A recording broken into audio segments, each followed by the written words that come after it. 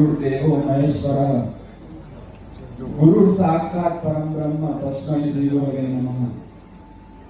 अज्ञानतिमिरान्धस्य ज्ञानाञ्जनशलाकया चक्षुरुन्मिलितं येन तस्मै श्री गुरवे नमः।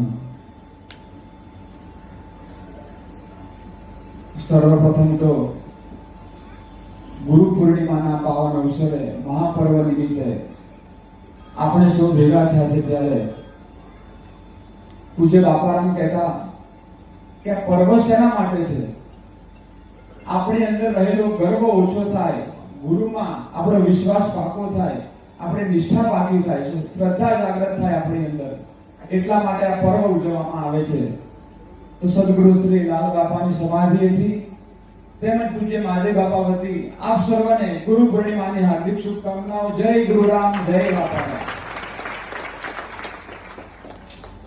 सर्वप्रथम सदगुरु श्री लाल बापानी समाधिस्थ चेतनाने वंदन।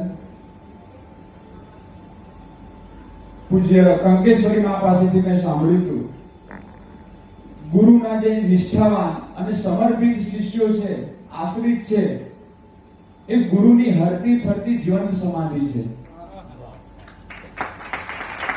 अने एवी ज आपणे बापा रामनी हरती फरती जीवंत समाधि जेने कही शकीए, જેને પોતાનું આખું જીવન બાપાના ચરણોમાં સમર્પિત કરી દીધું અને હજી પણ બાપાના મનોરથ પૂર્ણ કરવા માટે પુરુષાર્થ કરી રહ્યા છે।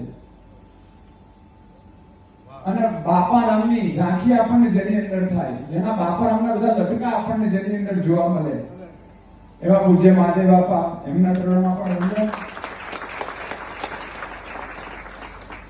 જે હેતુ વગર હેત કરે છે।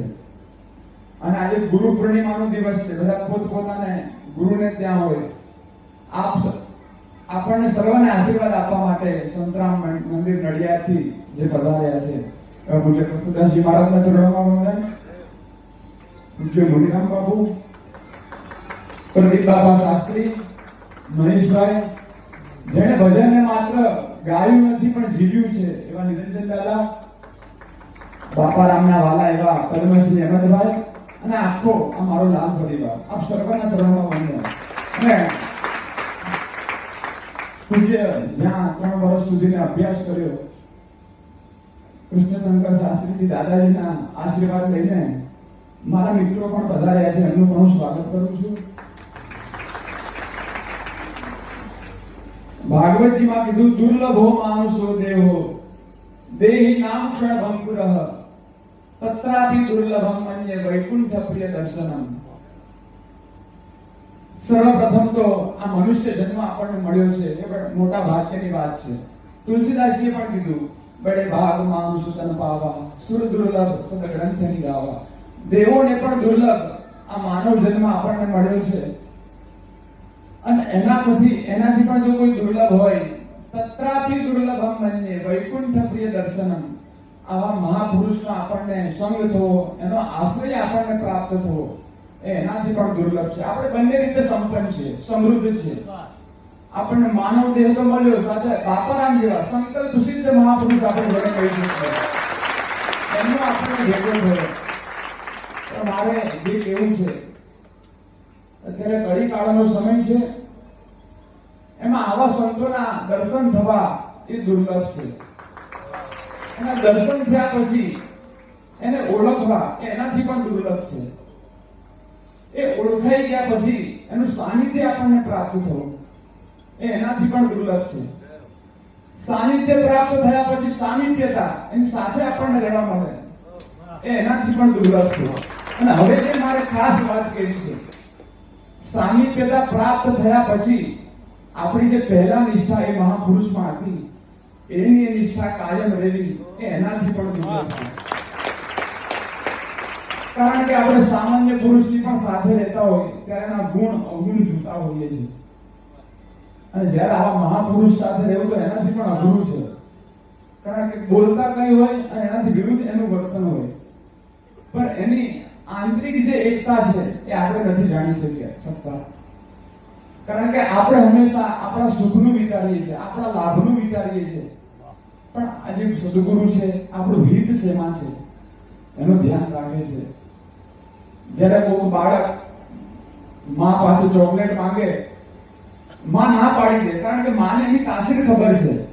એને ચોકલેટ આપીશ તો એ માંગવું પડશે, બીમાર થશે, તાવ આવશે, ના પાડે ત્યારે બાળકને દુઃખ થાય. પરંતુ માને ખબર છે કે થોડી વાર માટે દુઃખ થશે, પણ ચોકલેટ આપીશ તો પાછું એને જ હેરાન થવું પડશે. એમ ગુરુને પણ આપણી તાસીર ખબર હોય છે. એટલા માટે જ્યારે પણ આવા મહાપુરુષ સાથે રહેવા મળે ત્યારે મનુષ્ય બુદ્ધિ ન કરવી. તુલસીદાસજીએ કીધું, બંધવ ગુરુપદ કંજ કૃપા સિંધુ નર રૂપ હરી. મનુષ્યના રૂપમાં જે સાક્ષાત હરિ જ છે, એટલે એની પાસે જઈએ ત્યારે એના મૌનને માણવું, એ બોલે તો એના વચનને માણવા, ક્રોધ કરે તો એ ક્રોધને માણવો. અને છેલ્લે મારે જે કહેવું છે, સર્વપ્રથમ તો હીરાબાને હું યાદ કરું. આજે યોગા યુગ તારીખ પ્રમાણે એમનો પુણ્યતિથિ પણ છે. ગુરુચરણ આજના દિવસે 11 વર્ષ પૂર્ણ થયા હીરાબાને. આ માત્ર જે પણ કાંઈ છે ગુરુની કૃપા પ્રસાદી છે. બાપાનું હું પ્રવચન સાંભળતો હતો 2001 નું. બાપા કહે છે કે અમરધામ છે તમારું છે, તમારે આવવાનું છે, તમારે ચલાવવાનું છે. હું તો માત્ર ખાલી નિમિત્ત છું. અને મને એ પણ નથી ખબર કે હું નિમિત્ત બનવાનું લાયક છું કે નહીં. અને એ જ પરંપરા બાપાએ કોઈ દિવસ આપણી સાથે, જો કે મેં મારે જે વાત કરી બાપારામને મેં જોયા નથી. મેં તો બાપારામના દર્શન બાપામાં જ કર્યા છે. મારા માટે એવું એક છે. બાપાએ કીધું કે હું લાયક નથી, તો પણ મને ગુરુએ નિમિત્ત બનાવ્યું છે. અને બાપાએ પણ આપણી પાસે કોઈ દિવસ મહંતપણું નથી રાખ્યું. એ પણ પ્રવચનમાં કહેતા હોય કે હું આપની જેમ સેવક જ છું, તમે જેમ છો એમ જ હું છું.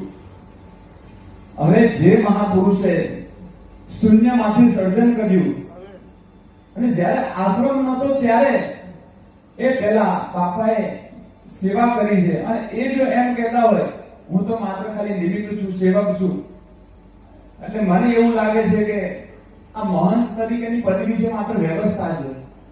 આપણે બધાએ સાથે રહીને જે ગુરુ મહારાજે જ્યોત જગાડી છે, આપણે બધા એક થઈને એમાં દિવેલ પૂરતા રહીએ. એ જ્યોત જળહળતી જય હો, જય હો.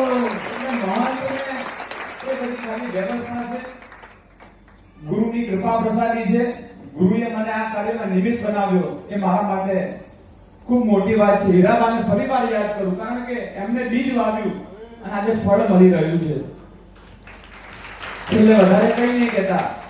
આમ જોવા જઈએ તો બધા જ પરિવારમાં હું સૌથી નાનો છું, અને પરિવારમાં જે નાના હોય, લાડક વાળા હોય, એટલે પરિવારે જે પ્રેમ આપ્યો છે એવો જ પ્રેમ આપતા રહેજો આપણે સાથે ભેગા મળીને.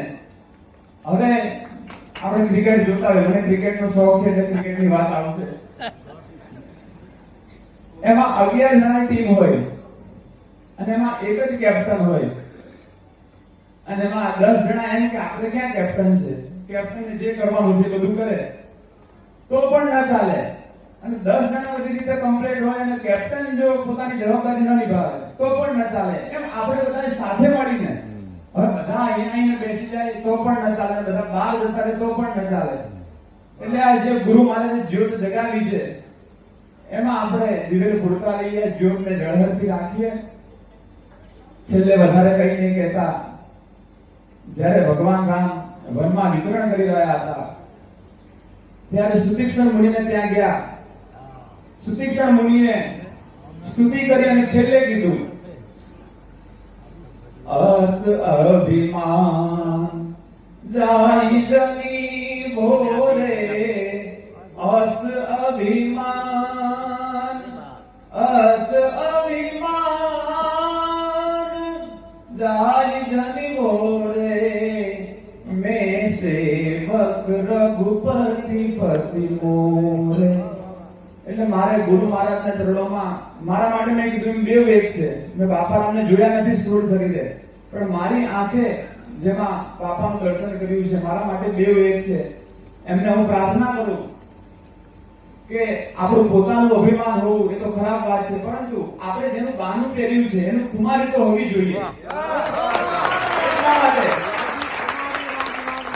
જીવનના છેલ્લા શ્વાસ સુધી એ કુમારી રહે અને ગુરુ મારે જે નિમિત્ત બનાવ્યું છે એ કાર્ય હું કરતો રહું. આપ સૌ ના આશીર્વાદ અને આપણે સૌએ સાથે મળીને જ આ કાર્ય કરવાનું છે. અને ગુરુને વાલા ગમતા રહીએ કે બી લાલ ગુરુના આંગણિયામાં રમતા રહીએ રે ગુરુને ગમતા રહીએ રે એવી પ્રાર્થના સાથે આપ સર્વના ચરણોમાં પ્રણામ. જય ગુરુ.